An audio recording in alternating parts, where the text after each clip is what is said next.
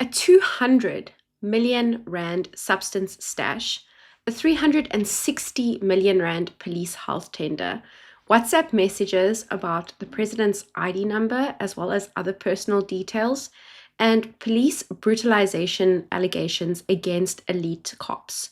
What do they all have in common? One of the names that keeps popping up over and over again, both at Madlanga Commission and Ad Hoc Commission, is that of a certain individual. It is the very same person who Matlala claims is like a brother to him. And this is head of the Hawks of KZN, Major General Lesetja Senona. And he is, like I said, provincial head of the Hawks of KwaZulu-Natal. On paper, he's a guy you call when things get serious, such as organized operations and crime, substance trafficking, and political killings. But as evidence has started piling up at the Madlanga Commission of Inquiry, a very different picture behind this man has begun to emerge.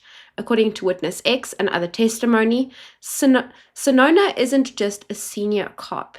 He is also allegedly in a close and beneficial relationship with a suspected underworld figure that goes by the name of Matlala, linked to a 360 million rand SAPS tender tied to WhatsApp chats about confidential documents and property deals for his son, and facing disciplinary charges over alleged kidnapping, extortion, and police brutalization, or otherwise known as police T. I can't say the full word for YouTube.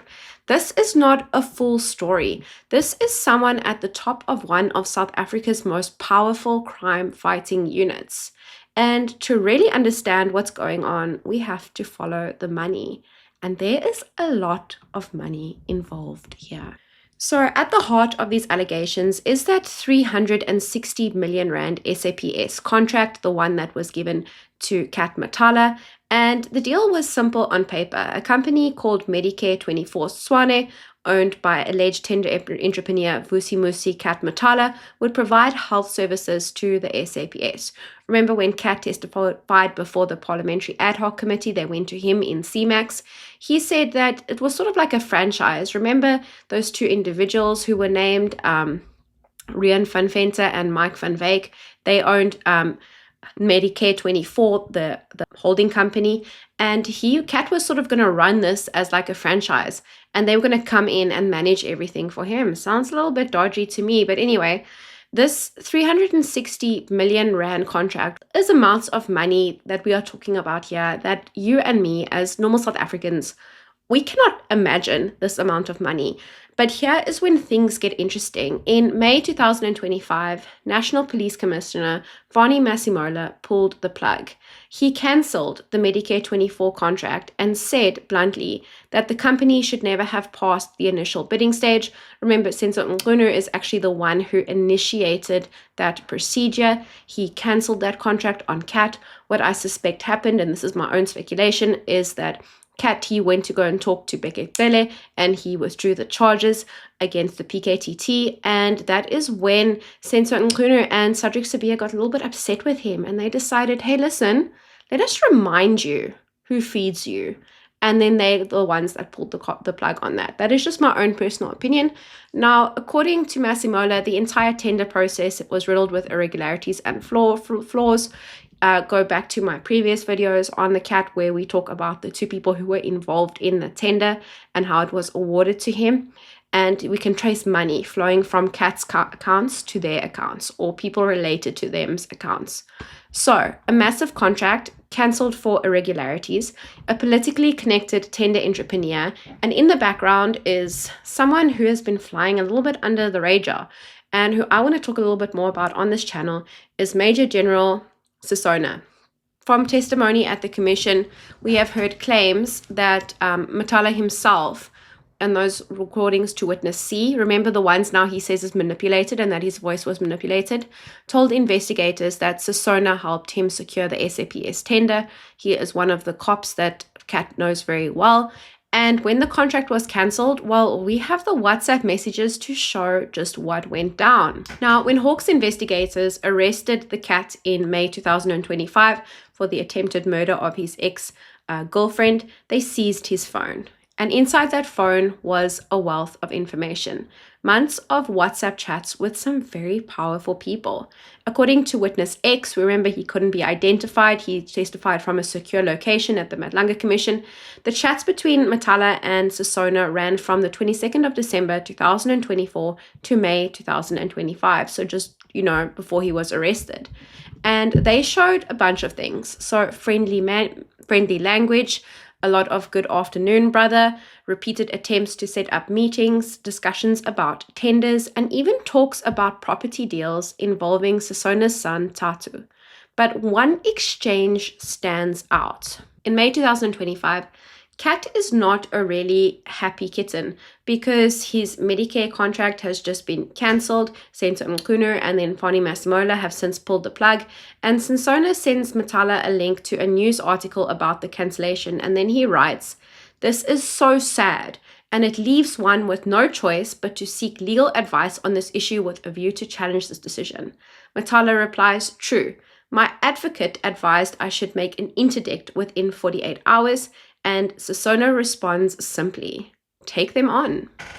Think about that. The head of the Hawks in KZN reacting to a cancellation of a suspicious 360 million rand police tender is allegedly encouraging the beneficiary of that tender to fight the SAPS. These are conversations now being scrutinized by the commission, but the chats don't stop at money. They go into confidential documents, including information allegedly linked to the president of South Africa himself. Now, according to Witness X, the WhatsApp logs shows Matlala sending confidential documents to Senona. These documents allegedly include a strictly confidential memo with details about Cyril Ramaphosa. Remember, Kat came on in front of ad hoc committee these past few days and denied ever having access to any classified documents, a background check on Senator Mkhwanazi Foundation, and identity number linked to the president of South Africa himself. Now, we've got to be very clear. We are not showing or repeating those details, but the mere claim that this kind of sensitive information was bouncing around in WhatsApp chats between a suspected criminal and a top Hawks general is simply explosive. It raises big questions. Who had access to these documents? Why they were being shared with a tender entrepreneur who claims he has no links to the police, and why did Senona also leak information back to Matlala, allegedly from back inside the SAPS? Witness X also testified that confidential SAPS information was being shared in both directions. This is how you move from a dodgy trender to a potentially state security level breach. And then there's the part where this relationship starts to benefit Sesona's own family. The WhatsApp conversations don't just show a close relationship between Matlala and Senona. They allegedly show that Sesona's son, Tatu, was also getting pulled into their orbit. According to the evidence that was presented by Witness X, Matlala was involved in a property deal that was directly linked. One of the messages shown to the commission said Senona to Matlala, "Good afternoon, brother. Did you meet with Tatu?" referring to his son. Matlala replies, "Tomorrow I'm waiting for the offer of purchase first." Witness X says that Matlala asked Tatu to send his FICA documents, the financial documents you need to buy property. Tatu allegedly complied, sending his personal information to Kat Matlala. This isn't just a friendship. This starts to look like Witness X called a beneficial relationship, where a suspected underworld figure is not only doing business with a top cop, but also help facilitate a property purchase for the cop's son. Meanwhile, there are separate allegations that the same general is linked to police brutalization, kidnapping, and serious rights abuse. Let's go there right now. So while the commission was digging into tenders and WhatsApp messages, another storm was brewing for Major General Senona. He is not having a really good year inside the Hawks' own structures.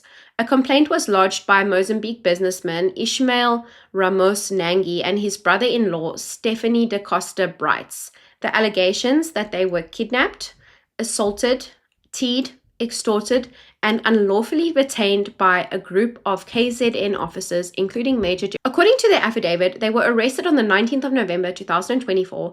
They were taken to the premises linked to Vision Tactical North in Johannesburg, then taken to Stanger Police Station. They claim they were beaten, abused, and deprived of their freedom, and they weren't the only ones. Nazia Nangi, Ishmael's wife, was also allegedly taken unlawfully to Stanger Police Station. Teed, and pressurized to give up information about her husband's alleged role in the kidnapping of businessman Zakaria Dizay, where the ransom demand was 35 million. Out of the complaint came a disciplinary hearing. Now, at this disciplinary hearing, 5 Hawks officers were hauled in, including Major General Senona, and the charges: kidnapping, extortion, corruption, theft, malicious damage to property, defeating the ends of justice. And these allegations are not proven facts. They are pending the outcomes of an internal or criminal process. But this hearing took place on the 22nd to the 23rd of October at Sunnyside, Pretoria, which housed multiple SAPS units, including the Hawks and the Presidential Protection Service. One of the witnesses, Salma da Costa Brights, Stefana's wife, was formally summoned to testify. Now, it's important to note that other names also appear in this complaint, like Lieutenant General Mkhwanazi, Yazin Tiba, and Vision Tactical North, as well as a number of other individuals, but they are not part of this Hawks disciplinary process because they aren't employed within the Hawks themselves. Still, the complainants paint a picture of a coordinated unit of cops and private security players allegedly using T tactics to extract information, all while senior officers are being linked to tender corruption and underworld figures. And this isn't the first time the Hawks in KZN have been under fire, because there is a ghost hanging over this. A 200 million rand stash of substances that vanished on their watch. Did you offer to speak to Nangi because your kids are at the same school? Yes, I did. And what was the outcome of that discussion? He told me that it was not only him alone who were tortured. It was him and his brother-in-law and some other guy, I don't know the name. And he said, as a result, his brother couldn't speak anymore. He lost his voice. So he don't think that these people will ever agree to drop charges against General Mkhwanazi. Yeah, you mentioned at paragraph 134, 133 on page 32, where you say, I met up with Mr. Nangi as instructed by Lieutenant General Mkhwanazi, and he tried to convince him, and you tried to convince him to withdraw the charges. Nangi advised that he was not alone in the matter, and that his brother-in-law can't even speak as a result of the torture. Yes, that's true. He advised that he was not willing to withdraw the matter, and I believe he has even sued Lieutenant General Mkhwanazi for 10 million rand. Yes, that's true. Is that just what you heard? You didn't see any papers, any summons? I checked after he said that it is. I think if you can check on Google also, you can see it. But I just saw it after when he told me. And then you say you did communicate Nangi's reluctance to Lieutenant General Mkhwanazi via General Senona. Can you repeat that, please? You say in the draft statement, I communicated Nangi's reluctance to Lieutenant General Mkhwanazi via yes. General Senona. Yes, yes. How did you do that? I called him. You called Senona? Yes. To tell Mkhwanazi yes. that you've spoken to Nangi? Yes. And he's not prepared to withdraw? Yes. Okay. And again, as a result of that, you say you suspect that this was one of the reasons why you were later arrested and charged? Yes. Then you go on to say that I was already under immense pressure from my contract issues and police harassment.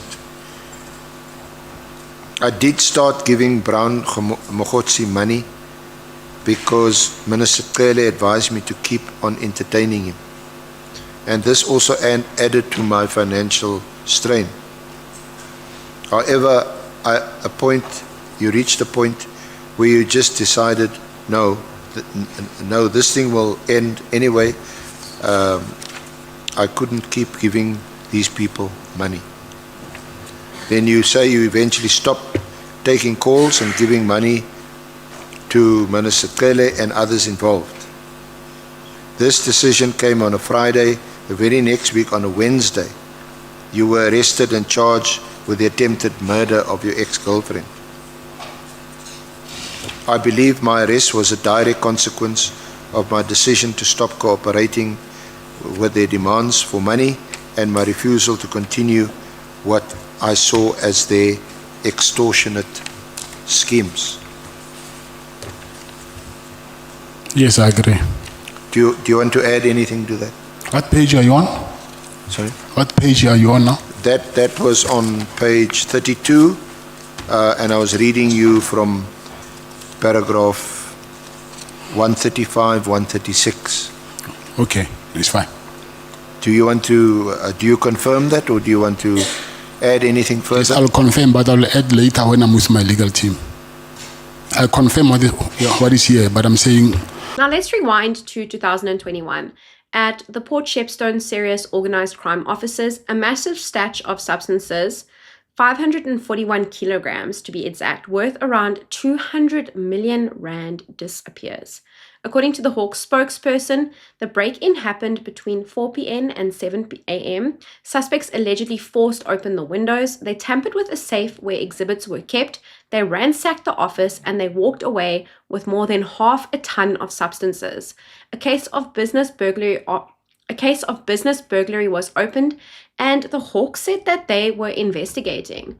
Fast forward more than 4 years, that investigation still ongoing. No public arrests, no clear accountability, and that's where civil society stepped in. The VP Justice Foundation, through its founder, started publicly asking, how is it possible that 200 million rand worth of substances disappears from a Hawks office? And the provincial head, Major General Senona, was never suspended. The founder's questions were blunt. Why is Senona still being paid a salary? Why has no one been arrested? And how can substance theft of this size go unresolved for so long? Now, if we go back now to what Darlene James said last night in front of Parliament, is that she alleged that Jerry Bushoga was kidnapped because he was responsible for selling substances that were stolen from police stations and forensic stations. And these substances, something went wrong, a substance deal went wrong between Jerry Bushoga as well as with the cat and Cedric Sabia, and that is why Jerry was kidnapped, because he owed them money. So this is starting to make a lot more sense given of what we know about now. And at the same time, a law firm wrote to the National Prosecuting Authority, Goza Incorporated, saying that they were aware of an MPA investigation involving Senona in connection with the substance theft, and their client had evidence and wanted Senona suspended immediately, pending an outcome. The NPA, however, did not confirm any such investigation when asked for comment, and attempts to get a response from Senona went unanswered. So what are we left with? A 200 million rand substance heist, a high-profile Hawks general in charge at the time, civil society demanding suspensions, and official silence. When you put next to the tender allegations, the WhatsApp leaks, and the tea complaints, a disturbing pattern starts to emerge. So where does this leave Major General Senona? Well, he has been due to come before the Madlanga Commission this week and testify, but an agreement was reached between his attorneys and the Commission. According to Justice Madlanga, the order is Senona has received all documents he needs from the Commission. He must submit a sworn statement addressing the issues in his subpoena, dated 13 November 2025 by the 16th of January 2026, and he must physically appear before the Commission on the 27th of January 2026 at 9:30 to testify and be questioned. His testimony is expected to tackle his relationship with Matlala, the alleged role in the Medicare 24 tender, the WhatsApp messages, the alleged kickbacks to himself and Deputy Police Commissioner Cedric Sabia, and property deal that is linked to his son, and perhaps the questions around 2 million rand substance theft and tea allegations. In other words, that one day in January could become one of the most important accountability moments for the Hawks in recent history. Now, let's step back. Here is what we have so far. A 360 million rand tender that never should have passed, allegedly protected by a top Hawks general, WhatsApp chats showing cozy relationships between cops and alleged criminals, with talk of confidential documents and property deals for family, a 200 million substance stash that disappeared from a Hawks office, still unsolved years later, allegations of kidnapping, tea, and extortion linked to the same leadership, possible interference in a high-profile arrest based on shaky intel, and a commission trying to untangle whether the Hawks are being used as a weapon or have become a shield for some of the very people that they are meant to hunt. This is bigger than one man.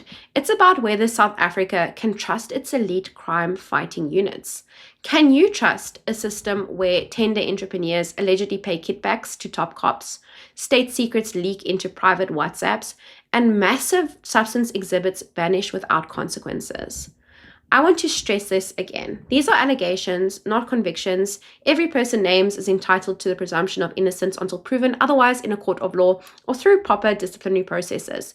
But sunlight matters. Public scrutiny matters. And if we don't pay attention now, we can't be surprised later when the same names keep surfacing every time a big case falls apart. Let me know in the comments. Do you believe the Hawks can be cleaned up from the inside, or do we need a complete reset of how elite policing works in South Africa? If you found this breakdown useful, share the video with someone who cares about accountability in this country. Hit like, make sure you've subscribed, and turn on notifications, because as the story develops, especially around January next year, I'll be following with an update.